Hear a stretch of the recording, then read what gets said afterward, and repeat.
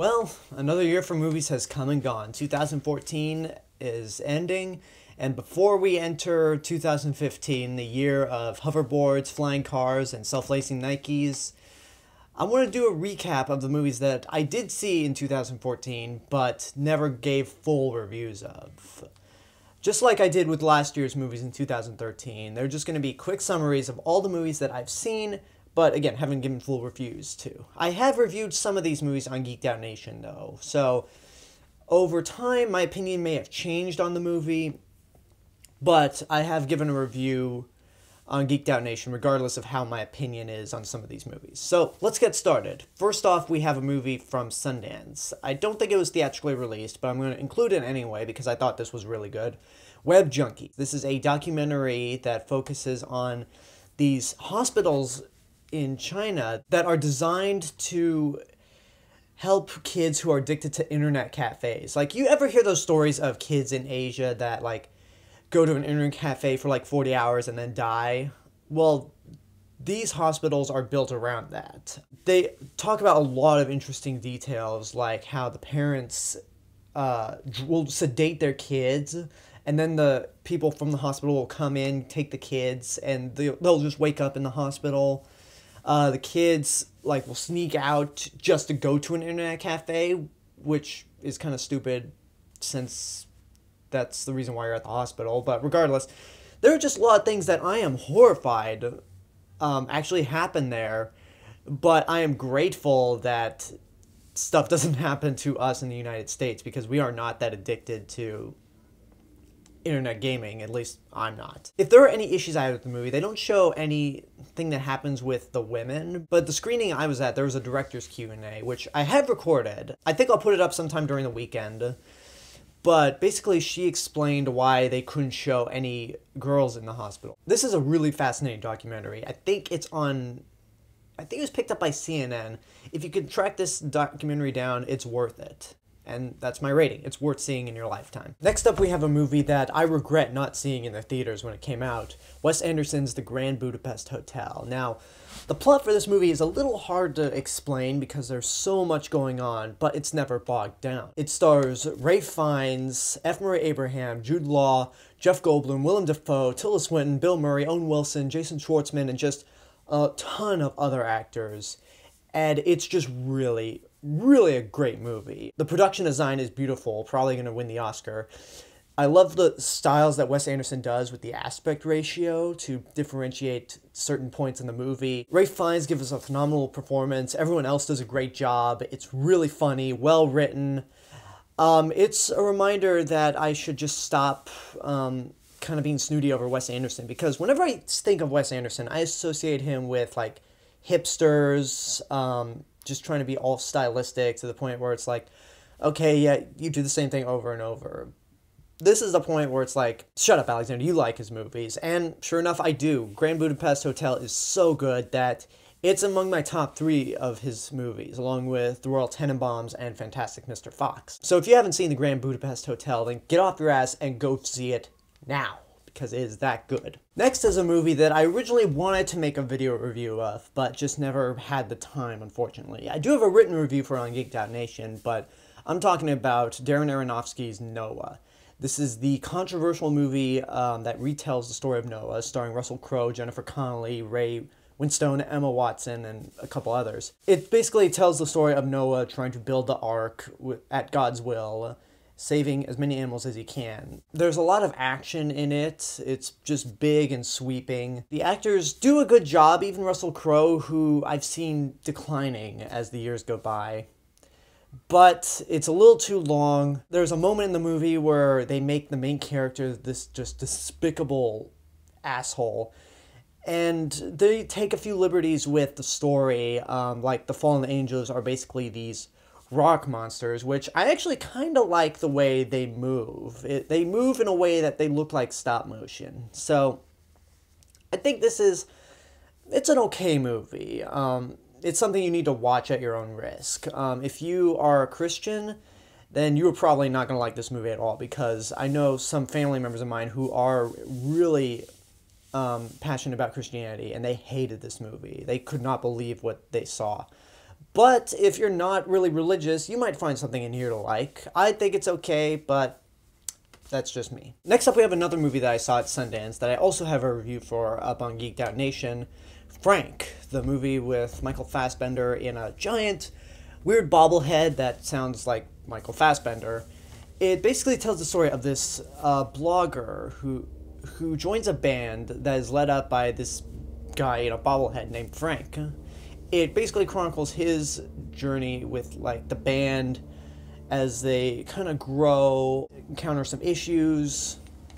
It's a very interesting movie. There's some things I really like about this movie. Michael Fassbender is great. For having his own head inside of a giant head most of the movie, he does a good job. Really good job, I think. Maggie Gyllenhaal, I really dug in this movie. She's just like this crazy psychotic bitch who like hates the main character, but you never know like what she's gonna do. She's totally unpredictable, and I got some enjoyment out of her. What I don't like about the movie, though, is the ending does feel a bit sappy. The way they handle social media in this movie is just painful. It's almost like product placement in a way. Whereas something like Chef handled like using Twitter very cleverly, this just like was very immature and just shoved social media into your face. Like, okay, we get it. But it has its moments. It's well filmed, well shot. The actors do a good job. I think it's a good movie, but it's not great. It's nothing too spectacular. Next up, we have a movie that I just saw last night. I made a point to see this movie before making this catch-up video, and that is Edge of Tomorrow. The plot focuses on Tom Cruise's character, who is sent into a battle against his own will. And basically, he dies, but he wakes up and basically relives the day over and over. So he comes across Emily Blunt, who's known as the Full Metal Bitch, to try to figure out how to stop this alien invasion that keeps on killing all these soldiers. And since he keeps waking up the previous day, like every day every time he jumps back into that day, he learns something in an attempt to kill the aliens. Now, this is a movie I really, like Grand Budapest Hotel, regret not seeing in the theater, because apparently no one saw this in the theater. It is so well made. The action's good. It has a really good sense of humor when it needs to have a sense of humor. Everyone does a great job. Tom Cruise, Emily Blunt, Bill Paxton. This is sort of like Groundhog Day, but in an action science fiction movie. And when they jump back in time, it never gets boring. You're always anticipating something fresh and exciting to happen, and it does. An ending did kind of confuse me, and I heard a lot of people had a problem with the ending, but honestly, this movie is just too good not to recommend. Nobody saw this movie apparently, but hopefully it'll have a cult following on Blu-ray. So this is a movie that you should get off your ass and go see right now if you haven't. Now, this next movie technically came out for the first time in 2013 in South Korea, but given that this movie was released in 2014, I'll include it in this list, and that is Snowpiercer.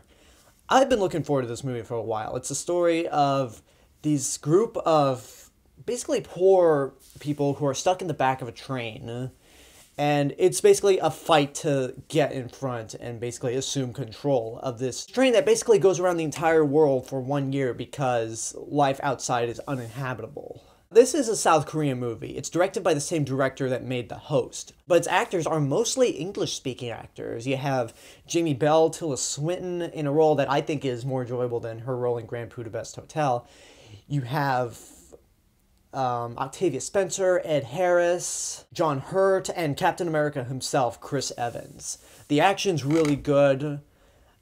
It has some intelligence going on, especially once you get to the end of the movie, that I think really works. And it's not afraid to get gory or disgusting, because this is the apocalypse. You gotta have some grit in it, and I think Snowpiercer does that flawlessly. I cannot wait to pick this thing up on Blu-ray. As much as I love this movie, I'll say right now, it's not gonna make my top 10 list of 2014 because I technically count it as a 2013 movie. Similar to how I categorize the Godzilla movies in the year they came out in Japan. Like, Godzilla 2000 may have come out in the US in 2000, but it technically came out in 1999 in Japan. So, I love this movie. If I could go back in time and revise my best of 2013 list, I would. But as it stands right now, Snowpiercer is just really great. Get off your ass and go see this right now if you haven't.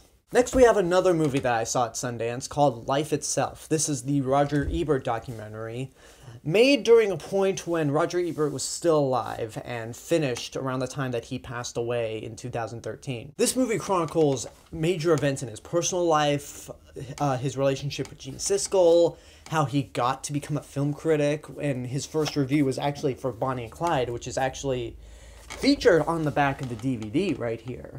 So it's really a fascinating movie. You get an idea of what exactly his disease was also.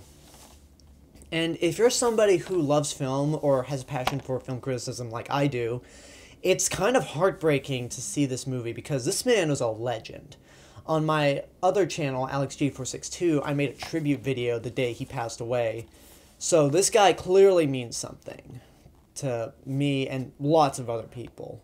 If there's any issue I had, it's that Richard Roeper is such a key moment in Roger Ebert's career that I feel like they should have had some time to interview him also, but they didn't, and what we have here is very good on its own. So this movie is definitely worth seeing in your lifetime, especially if you have a passion for film like me. So the last 3 movies I gave mini reviews of are all great.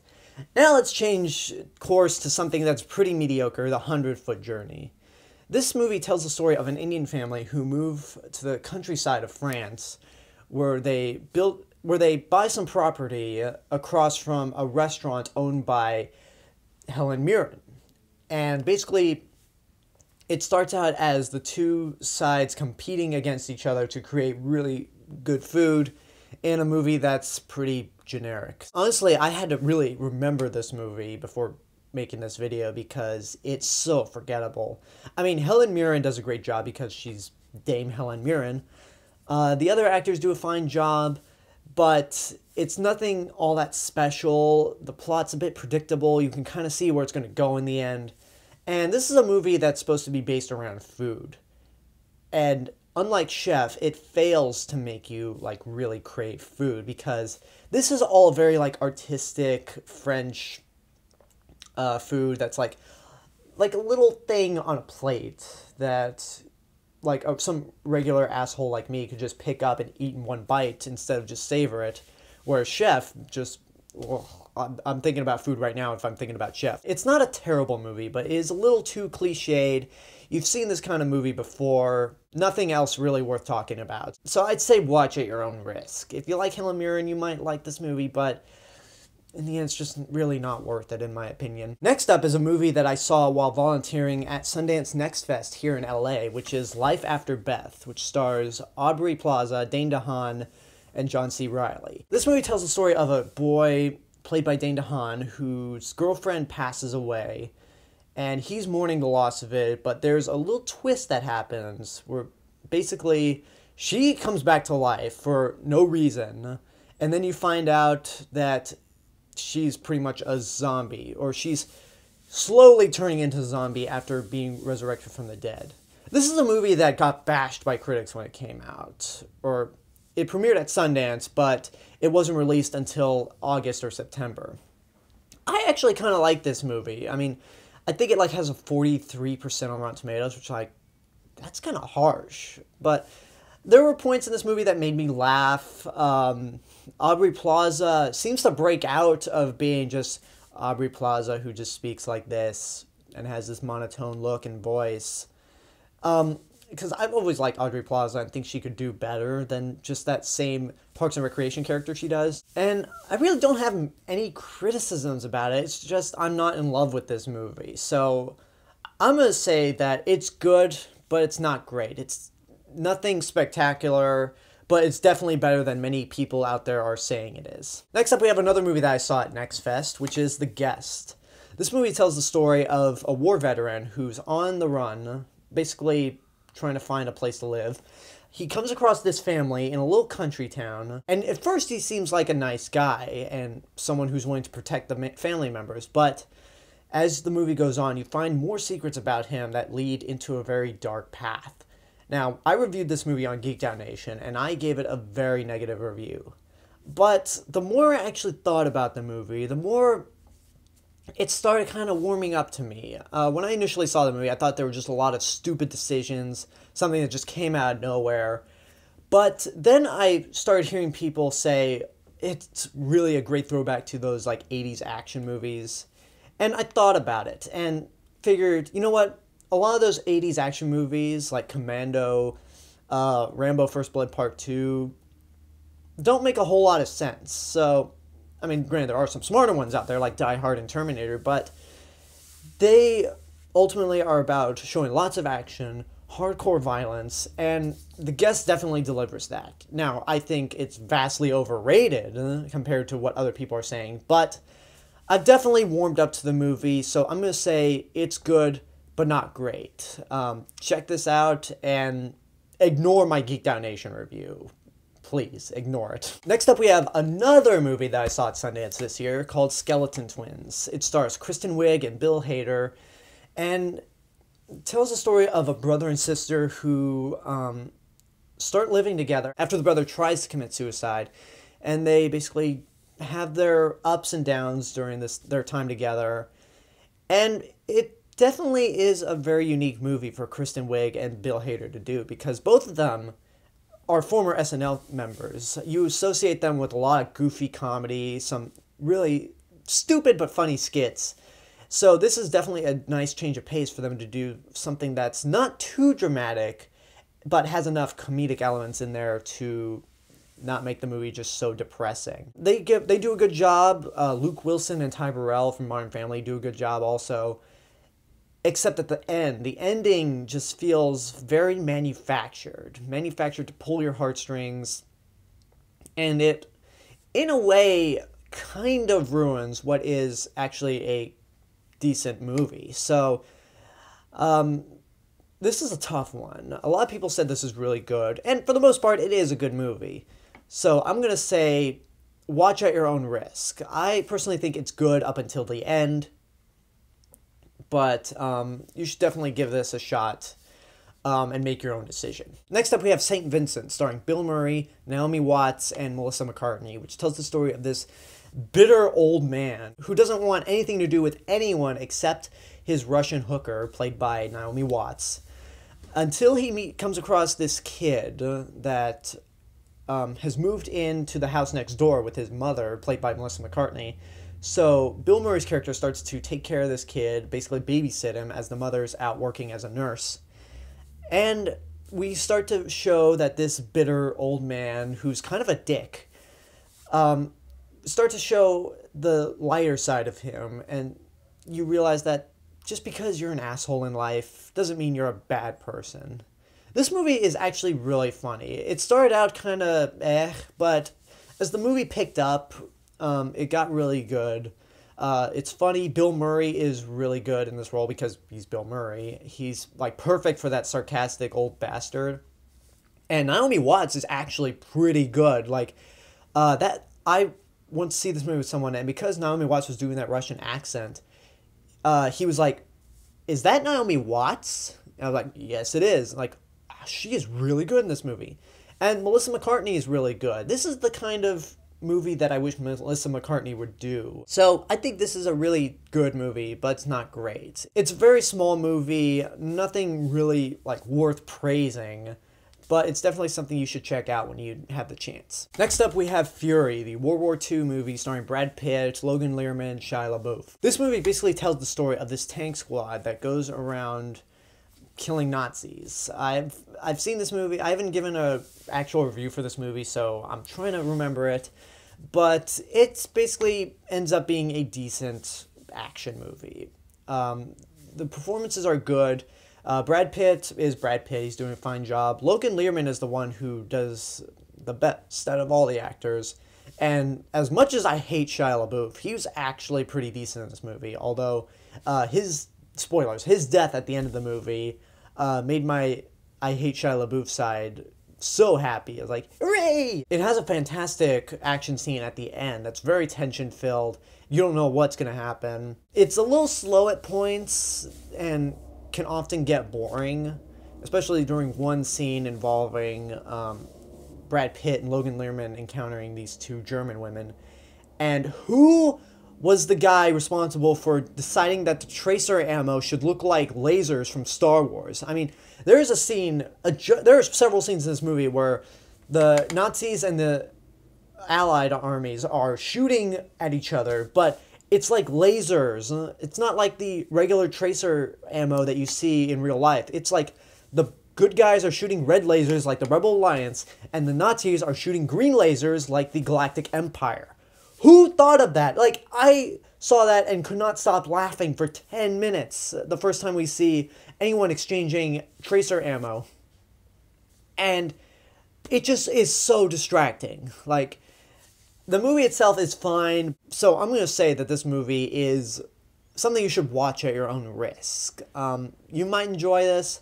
I thought it was okay, but that tracer ammo that looks like Star Wars lasers just distracted me to no end. I'm sorry, I can't get over that. Next up, we have a small film that came out in June, I believe, called Begin Again. It stars Mark Ruffalo and Keira Knightley. Mark Ruffalo plays this record executive who's fired and comes across Keira Knightley, who is a musician living in New York for a while. So Mark Ruffalo decides, you know what, you have talent, why don't we gather a bunch of people and just record songs? And that's pretty much the gist of it. It's a very sweet movie. Mark Ruffalo and Keira Knightley do a great job in their role. The music's good. It does not go down the traditional road you would think it would, given that Mark Ruffalo is a divorcee with a kid played by Haley Steinfeld, who's also good. There's nothing worth running home about and telling everyone you have to see this movie. It's really good, but it's not great either. Now we're getting to the Oscar-type movies that I saw this year, but didn't give solo reviews for, and we're going to start with Nightcrawler. Jake Gyllenhaal plays this crazy guy who decides that there's some money to be made off of filming car wrecks, dead bodies, anything that the news can pick up for stories on car wrecks, murder, that kind of stuff. And, oh man, is this movie something. It all takes place in LA. It's got some great action scenes, and Jake Gyllenhaal is my pick for the Best Actor Oscar. Like, it takes me back to Heath Ledger as the Joker. His performance is so creepy. You look at him, you just want to cringe. Like, oh, get away from me, Jake Gyllenhaal. So it's definitely well made, and the ending is kind of shocking in a way. So this is definitely a movie that is worth seeing in your lifetime. It's one of the best movies I've ever seen that I'm probably not going to see again. There are a few moments that will make me go back and watch Nightcrawler again, but on a whole, I don't know if this is a movie I want to revisit. Now, a movie that I will for sure never see again is Foxcatcher. Oh man, this movie. This stars Channing Tatum, Steve Carell, and Mark Ruffalo. It's about two brothers, played by Channing Tatum and Mark Ruffalo, who join this team sponsored by millionaire John DuPont as they try to go into the Olympics in Seoul in 1988. John DuPont is played by Steve Carell, and he is just so eerie in this role. It's just so creepy. He's not as creepy as Jake Gyllenhaal, but it's definitely an Oscar-worthy performance because you look at him, you cringe. Mark Ruffalo and Channing Tatum also give great performances. However, the movie is very slow. There's no life to it. It could be very boring at points. But the ending is just a very feel-bad ending. Like, it'll just leave you with this bad feeling in your stomach. Like, oh my god, did I just see that? I'm probably making it sound worse than it actually is. But, I mean, it's a well-made movie, no question about it. But it's not a movie that I'm ever going to see again. So it's something that's worth seeing in your lifetime, but only once in your lifetime. Don't ever go see this movie again. It just does not have any rewatchable value in it. Next up, we have The Imitation Game, starring Benedict Cumberbatch and Keira Knightley. Benedict Cumberbatch plays Alan Turing, who is a mathematician during World War II who is assigned by the British Army to crack the Enigma code along with Keira Knightley and a couple other people. This is a really great movie. In terms of the British period pieces this year, I actually enjoyed The Theory of Everything more, but Imitation Game is a very good movie regardless. Benedict Cumberbatch delivers an Oscar-worthy role. He has some Sherlock mannerisms to his performance, but more than Sherlock, this is the role that'll get those Cumberbatch haters to shut up about him being a bland actor, because he is phenomenal in this movie. And again, proof that he is a very good actor. Keira Knightley does a good job too. It's a very strong story considering that this man, who's actually considered gay in a time when being gay meant you could get killed, is assigned to crack the Enigma code that could help the Allied forces win World War II against the Nazis. So it's a very powerful movie in that aspect. If you love these award-type movies, this is one you can't miss. It's going to get a lot of Oscar attention. This is a really, really great movie. Worth seeing in your lifetime. Next up, we have Wild. Further proof that when you put a white person in nature with a backpack, they feel like they can do anything. This movie tells the story of a woman played by Reese Witherspoon who takes this large walk from the Mexican border all the way up to Canada as she starts thinking about all the key moments in her life and how this is basically a way to start fresh. This movie is very similar to 127 Hours with James Franco that was directed by Danny Boyle in 2010. This movie, I think it's a little better than that one. It's hard to tell. I haven't seen 127 Hours in a long time. Again, with these kinds of movies, there's not a whole lot to expand upon that's already been done in past movies beforehand. Reese Witherspoon is really good. Laura Dern has a small role in which she's great also. It's beautifully shot. It has a few comedic elements to it when it needs to, but for the most part it is more of a drama. It's just a really good movie all around. Good, but not great. I could probably see Reese Witherspoon getting an Oscar nomination for this, but it's hard to tell. This is just a really good movie. Not really worthy of Best Picture, but still something you should check out regardless. Next up, we have a movie that I saw a few days ago, and this is probably going to be an unpopular opinion, but I hate. Inherent Vice, directed by Paul Thomas Anderson, starring Joaquin Phoenix and Josh Brolin. I would explain to you what the plot is, but the problem is it's so incomprehensible you can't understand like what the plot is. Which, if the book is this confusing, then this was probably the wrong book to adapt into a movie. It has some good elements to it, like Joaquin Phoenix and Josh Brolin give great performances, but you can't understand what anyone is saying through the dialogue. I mean, they're not speaking gibberish, but like they're speaking things that don't make a whole lot of sense. You don't know what's going on with the plot. It's a huge waste of Maya Rudolph, Benicio del Toro, and Reese Witherspoon. The worst thing of all, it's 2.5 hours long, and you have no idea what's going on. I heard that some other people don't like this movie either. I think last time I checked on Rotten Tomatoes, it has like 70%, but that's like, but for me, I personally despise this movie. I think it's a pretentious piece of shit. Just don't waste your money on this movie at all. If you like this movie, then, hey, chances are you saw something in it that I didn't. For me, this is shit. Next up, we have Clint Eastwood's American Sniper, starring Bradley Cooper and Sienna Miller. This tells the story of Chris Kyle, a famous sniper during the Iraq War who passed away last year. And basically, him wanting to go into the army, his tours in Iraq, and what the consequences of going back home after the war are. In my eyes, Clint Eastwood has not made a great movie since Letters from Iwo Jima in 2006, which was almost a decade ago. And this is further proof that he still has not made a really great movie since that. It does have good elements, though. Bradley Cooper gives a really good performance. Sienna Miller's good for the time she's on. The sniping sequences are really tension-filled and very well done. But there's a certain point in the movie where this movie called American Sniper takes the sniper and puts him among the troops in a sequence that is actually pretty long and really uninteresting. The most interesting parts are his, like, perfect pinpoint accuracy when it comes to sniping. And that's where the movie's strengths are. So the movie, it's okay.